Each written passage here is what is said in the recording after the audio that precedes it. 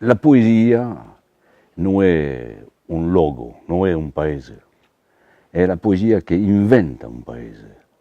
La poesia non è un muro, una porta, un pavimento. La poesia inventa la maniera di camminare in un paese. E questa cosa Sénégué è un luogo straordinario, formidabile, impressionante, perché è un luogo di intelligenza. E oggi per inventare il mondo bisogna, la gente bisogna impararsi a studiare, a recitare la poesia. È l'unica maniera. E il mondo deve recitare, imparare la poesia per salvare il mondo. E questa cosa si fa qui, in Sardegna e in Senegal, un piccolo paese,